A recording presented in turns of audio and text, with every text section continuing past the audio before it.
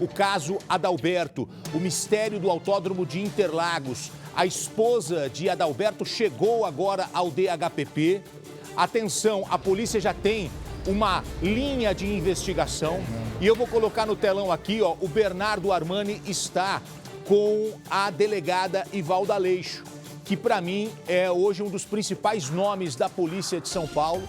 Eu estou muito tranquilo em relação a esse caso, porque esse caso vai ser resolvido. Quando eu descobri que o caso tinha caído na mão dessa mulher aqui, eu já sabia que esse caso ia ser resolvido, porque hoje essa pessoa, ela se entrega realmente nos casos e a polícia de São Paulo está muito bem servida com a delegada e a equipe dela, porque ela tem uma equipe competente, né, que atua nos casos, nos principais casos de São Paulo. Então, quando o caso caiu nas mãos da delegada, eu fiquei absolutamente tranquilo. E olha, vai sair o laudo a qualquer momento, não é isso, Bernardo? Esse laudo oficial vai contar tudo o que aconteceu ali, porque o corpo fala.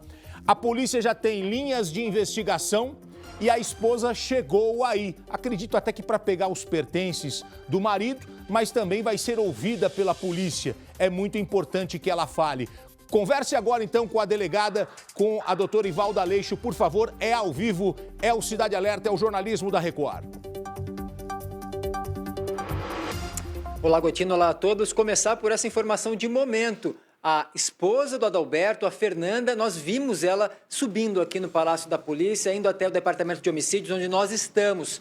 Doutora, a gente sabe que alguns pertences do Adalberto, que já foram periciados, o celular, a jaqueta, carteira, todos serão devolvidos agora para a esposa. Mas aproveitando a presença dela aqui, ela também será ouvida, dessa vez, pela Delegacia de Homicídios?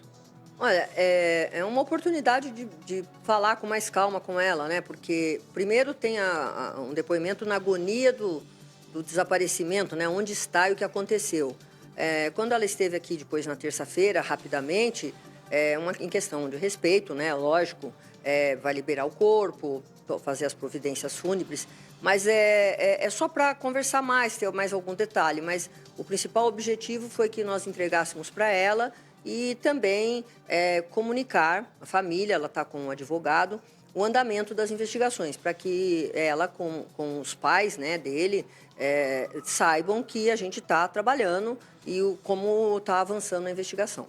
Doutora, a investigação já trabalhava com a hipótese de que algo, talvez alguma briga, desentendimento com seguranças pode ter acontecido com o Adalberto durante o evento.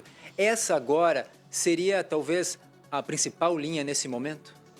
Olha, de todos os seguranças que já foram ouvidos, tanto ontem, foram 5, e hoje veio o chefe do cartódromo, aí é o cartódromo, tá? Porque, só para explicar, Gotino, o corpo dele foi encontrado num terreno, no espaço do autódromo, mas muito mais próximo do cartódromo. E o carro estava no estacionamento do cartódromo. Então, ou ele teria que passar, ele vem do autódromo e ele talvez tenha tentado cortar o caminho por esse espaço ali que estava em construção, né? Já estava até cercado ali com acho que é com aquele material de alumínio, né? Estava interditada aquela área, né? Aquelas telas de alumínio que ele, então, se ele está passando ali e eventualmente, aí não tem uma acusação, mas eventualmente alguém falou, o que você está fazendo aqui? Pode ser o segurança ou não, o vigia ali, assusta. E ele, se é verdade, segundo o Rafael, que ele tinha ingerido bebida alcoólica e usado entorpecente, e que ele ficou muito agitado, muito nervoso, né? Do nada, e falou que ia embora, assim, qual esse nível, né, de agitação? Será que houve uma reação, houve uma discussão, e aí ele foi imobilizado ou segurando mesmo ele, né, um mata-leão aí, pisaram nas costas dele e ele desmaiou ou assim, ficou desacordado por algum golpe, né, e aí viram, né, o que aconteceu e talvez temendo alguma coisa, tenham jogado ele dentro desse buraco ali. Porque o corpo dele daqui para baixo está bem preservado, né? Seja pelo o fato de estar naquele buraco de 3 metros de profundidade, em que 40 de circunferência ele entra, mas ele para, porque vai afunilando um pouco. Então, estava preservado. Andar descalço ali, que já tenham tirado essa calça, esse sapato, os pés, né, dele também estavam limpos, né, porque ali estava com muita terra, né, tanto da terra da vala que abriram, como desses buracos de 3 metros. E a viseira do capacete foi encontrada, doutor, é isso? Mas a viseira foi encontrada no fundo, lá no fundão, nos 3 metros. E aonde ele para, não passaria mais nada, né? A viseira estava virada e ele está com o peito aqui e as costas, né? Ambos estão presos, né, nesse círculo aí, né? Então, e a mão ele talvez nem conseguisse movimentar. Tanto que as mãos sofrem, né, a ação do tempo, porque elas estão acima, elas ficam para fora, assim, do corpo, assim. Então, chama atenção porque se ele foi arrastado até ali, então, ele foi arrastado e foi ali que tiraram a calça e o tênis dele, a meia, pode ser. Ele chegou até o carro, aconteceu alguma coisa no carro e depois foi lá que tudo se deu e aí eles voltam e jogam ali, porque quem trabalha ali sabia dessa construção, dessas intervenções que estavam sendo feitas. Ontem, inclusive, depoimentos importantes aqui para a investigação de coordenadores da segurança do evento. Sim, Gotino? Deixa eu aproveitar para fazer uma pergunta em cima do raciocínio da doutora Ivalda. Então, pelo que eu estou entendendo, a polícia trabalha neste momento muito mais com a possibilidade de alguém que atua ali, não sabemos em qual função, em qual profissão, mas uma pessoa que conhece a área e por algum motivo teria tido uma desavença com ele. Então, essa seria a principal linha da polícia agora, né, doutora?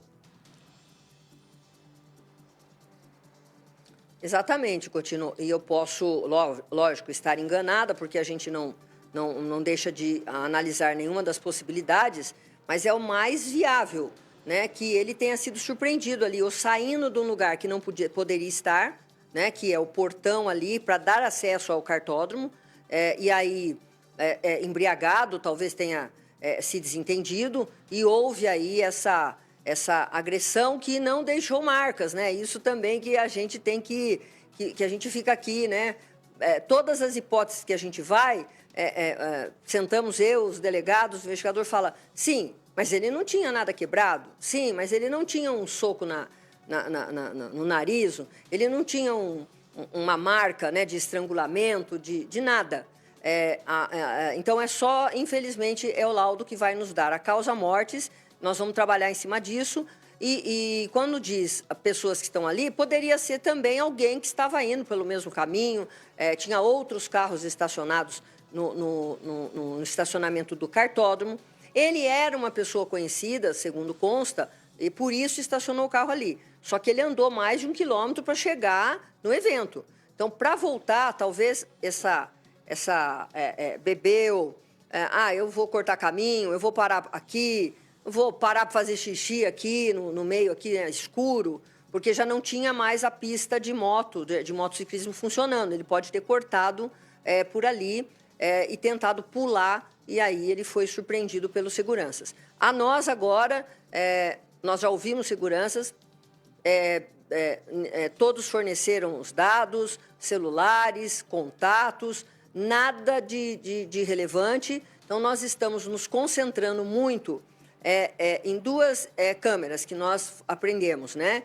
Que é aquele chegando no carro, ou não, e ele saindo daquela área que era restrita, ou entrando ou saindo, né? E se, quando ele entra ou sai, a gente vai ver o horário, e se entra alguém junto, ou se sai alguém depois. Então, a gente está focando a análise da imagem justamente ali onde ele foi encontrado, no final, que é quando se vai para o estacionamento. Tá? Então, a gente quer saber esse meio tempo. Às 19h48, ele fala com a esposa e responde. Mas às 21h12, quando ela pergunta onde ele está, já não tem mais sinal esse telefone. E o telefone foi encontrado com ele, desligado. Quer dizer, estranho, né? Telefone, dinheiro, cartão, uma jaqueta avaliada num valor aí de R$3.000 e tiram uma calça e um tênis. É muito, muito estranho. Mas é o laudo necroscópico que vai nos dizer ali a causa-mortes. E também uma coisa que nós precisamos saber, aonde estão as manchas, né? Aquele livor que fica quando a pessoa, se ela estava deitado, se ele ficou por um tempo deitado, as manchas estariam, né, depositadas do sangue nas costas. Então, ele foi colocado depois de um certo tempo, para ver exatamente qual foi a posição em que ele permaneceu por um certo tempo morto, né? Ou se ele estava desacordado quando foi colocado lá dentro. Essas manchas apareceram quando o corpo foi encontrado? Alguma coisa nas costas? Tinha algumas marcas nas costas, mas poderia ser até do próprio corpo e também estava sujo, né? Estava com muita terra. Então, isso foi feito no ML e aí eu não tenho acesso ainda. Tá bom? Agradeço à diretora do Departamento de Homicídios e Proteção à Pessoa, delegada Ivalda Aleixo, que está aguardando para ainda hoje, viu, Gotino, esses laudos importantíssimos, exame toxicológico, causa da morte e também aquele sangue encontrado no carro. Era do Adalberto? É isso que a polícia quer responder e elucidar, Gotino. Olha, eu gosto muito da doutora Ivalda, ela é muito transparente. Ela falou, nesse momento essa é a linha. Pode mudar? Pode mudar. Pode mudar, claro, porque um fato novo pode surgir no meio da investigação, uma ligação, um policial que trabalha com ela traz uma imagem nova. Então ela está dizendo, neste momento, a polícia acredita que ele tenha sido levado por alguém que trabalha lá, ou alguém que estava saindo do evento com ele, mas possivelmente alguém que conheça o local porque sabia que tinha uma obra ali. Então, a polícia já vai fechando o cerco. Você viu que a investigação ela já foi mudando. E ela é assim mesmo. Nós somos ansiosos, a polícia não. A polícia trabalha no período dela, no tempo dela. Apresentador de televisão, jornalista e telespectador, tudo ansioso, querendo saber imediatamente o que aconteceu. Então, esse laudo, ou esses laudos que vão sair a qualquer momento, eles já vão dar um norte ainda maior para a polícia.